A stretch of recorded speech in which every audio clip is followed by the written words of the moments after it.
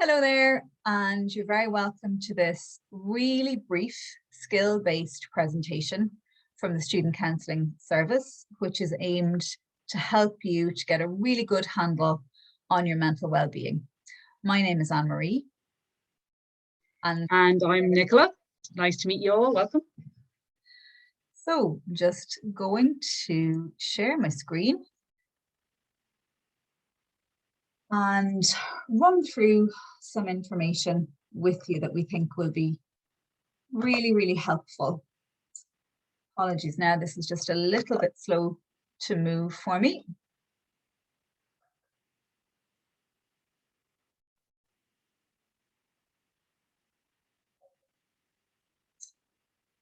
Come on, screen. Technology is great, isn't it? Technology is great. Fly to the end. So this is an example of how things really often don't go to plan, and we just have to find a way to cope. And how stress builds up and how we respond. Exactly. Here we go. Excellent. So we are going to look at really practical skills to help you support your mental well-being. We're going to guide you through 3 very short skill-based self-support exercises.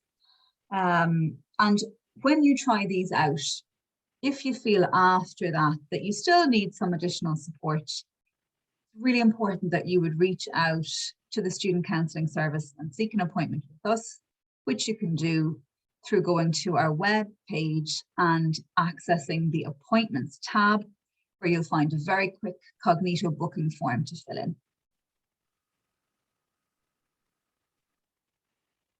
Nicola. Okay, yeah. So obviously, as students, you're all experiencing quite a bit of stress, particularly the second semester of the year. But it can be quite good for us. I think without an amount of stress, we're not prompted to take action on anything. So a limited amount of stress, and within reason, stress is very helpful. Same thing applies to worry. It's a very natural state. It helps us to plan, it helps us to focus, it helps us to think in advance. The difficulty happens then, obviously, if that both of them overlap, and if they start happening on an ongoing basis, or if they become particularly obsessive to the extent where you're feeling that they're intruding on your life in a detrimental way. So that's sort of what leads to anxiety, I suppose, is that intersection between stress and worry.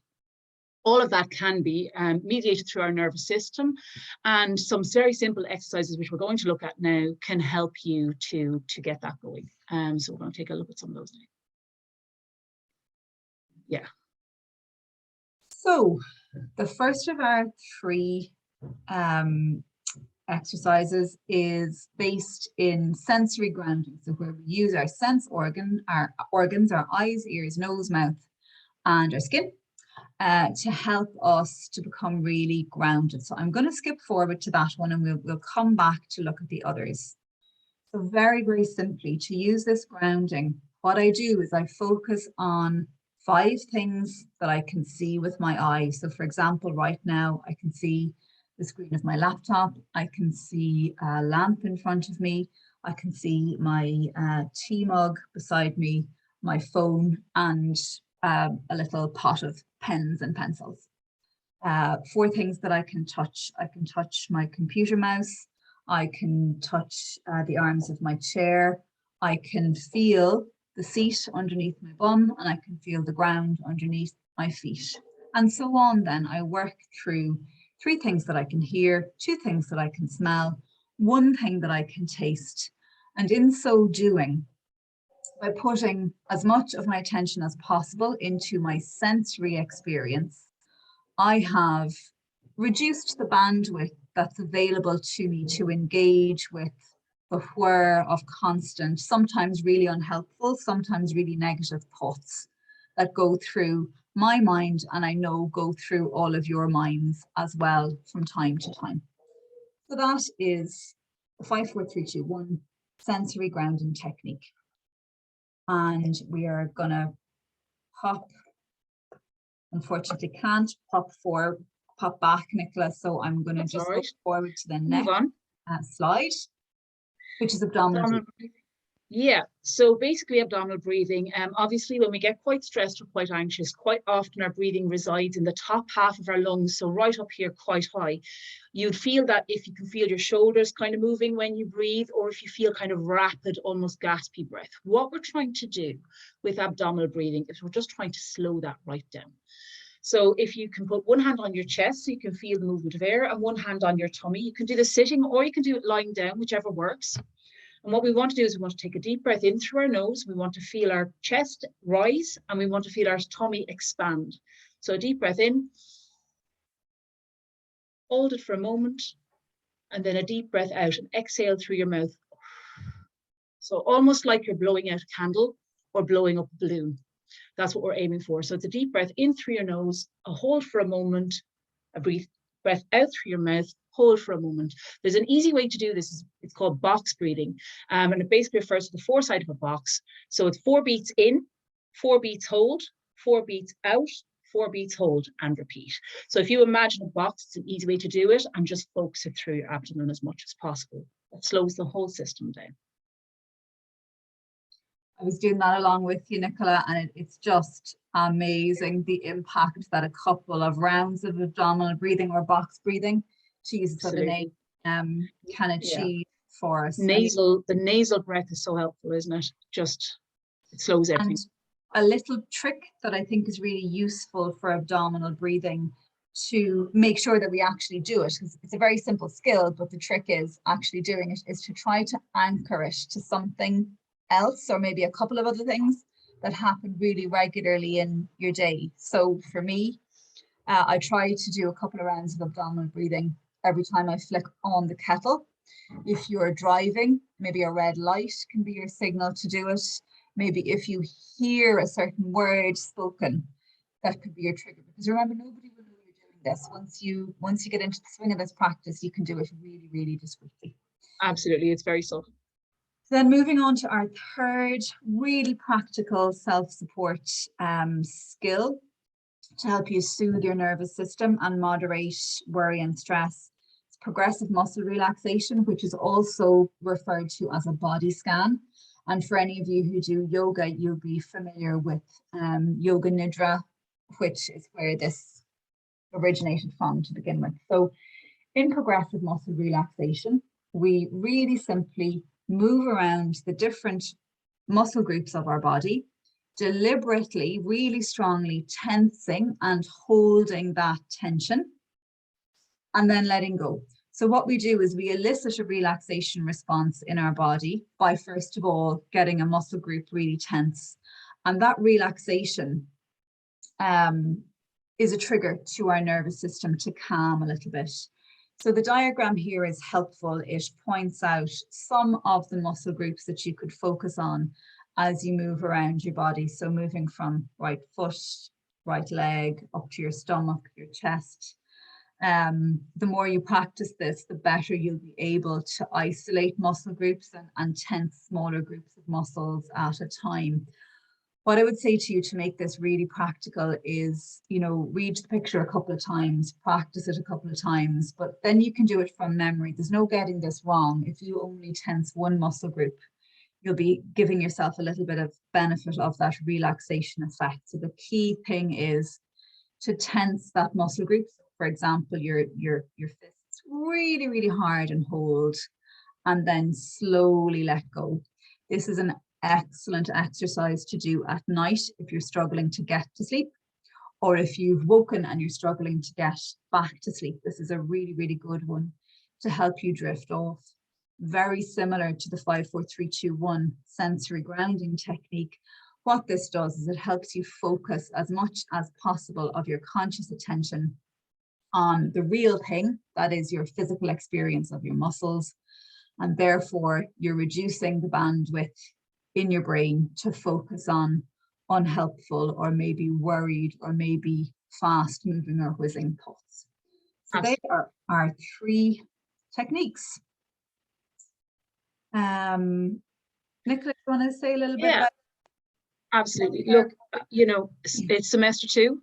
at the moment, and what you're basically looking at is a lot of overwhelm is going to start happening towards the end of the year. But it's really, really important, I suppose, if you're trying to sort out your time management and try to get a handle on your life, to maintain balance, not to plunge yourself completely into one thing, because that's not sustainable over a prolonged period of time, and it really badly impacts the quality of your life. And life is more than that. It's important to keep quite a holistic approach. So what we're looking at here is maintaining a strong work-life balance, and making space for that, really ring fencing it within your scheduling, and working out your time plan when you look at your week and you know what's coming up in the days ahead. So leisure, really, really important to think about, what it is that you do for activity. It doesn't have to be structured exercise. It can be a walk, it can be hoovering the house, it can be cleaning up, whatever, it can be, your trip to college, whatever that looks like, or it can be the gym and more structured things. So there's something there for everybody. And it's not so much about, calorie burn and high octane energy and exercise, but it is more about just getting active, getting your body moving, because within academia, you spend so much time sitting and at a desk and staring at a computer these days. It's really, really important to try to balance that out. Relaxation is essential, particularly at the end of your day, to give yourself space between doing all your work during the day and before you go to sleep, to try and give you an opportunity to wind down. Try and pick something that really that you connect well with. Could be having a nice shower. It could be moisturizing. Chance to be a fine thing. It could be having some time in a bath, or maybe it's reading something that's not connected to academia. Maybe it's just a leisurely read of something. So try to pick something that works out well for you towards the end of the evening, particularly, which would preferably precede your 8 hours a night of rest, if at all possible. That's obviously the ideal. It doesn't always happen, but if you can try and make that a relatively regular presence in your week, that'd be great. Fun. Look, we're a little bit limited and restricted in what we can do for fun these days, but it's about getting creative. It's about using what we've got available to us and really accessing that as much as we can, engaging with your friends, whatever, doing jigsaws, crochet, whatever it is that floats your boat. Spend a little bit of time in your day doing that, just to strike that balance between work and life. And most important of all is talking, looking at the people around you, the people in your life, looking at your gold circle, who are my close friends that I trust well. And, if you feel the need to talk to them about things that are difficult, or that are challenging you at the time, it's to reach out and trust to the people that you trust and do that, and also to encourage them to do the same. It's a two-way street, people. We're a community. We don't live in isolation most of the time, so it's just to really make the most of the people that are around you, that you would consider trusted friends. Yeah, absolutely. And an idea that we would really encourage is that you would make a plan for your self-care. And always plans that we commit to print somewhere, whether it's in writing on a post-it or in a word note on your phone or whatever. You're much more likely to do it if you externalize it, if you make that list somewhere outside of your brain. One act of self-care activity a day will benefit you really, really well. And now you've got your three new self-care exercises that you can add to that menu in your sensory 5, 4, 3, 2, 1 exercise, your abdominal breathing, and your progressive muscle relaxation. And Anne-Marie, when we're making a plan around self-care, that last slide there, when we are making a plan, if we don't externalize it, what quite often happens is we find ourselves with a gap in our schedule and a little bit of free time, and we can't think in the moment of what to do. Yeah. So we end up binge watching Netflix, or doing something that's not really beneficial. Whereas if you've got that list to refer to, you're looking at it going, oh, okay, there's the things on my list. I'll pick one, and off you go with it. It's just to help you in that moment to actually commit to doing something, as opposed to mindlessly drifting into the easiest option, which is often, Netflix. And as we said at the beginning, if you have some shape on your self-care, and you still feel that your mental health is not where you'd like it to be, please don't isolate yourself in that experience. Reach out to the Student Counselling Service. We would be only delighted to meet you.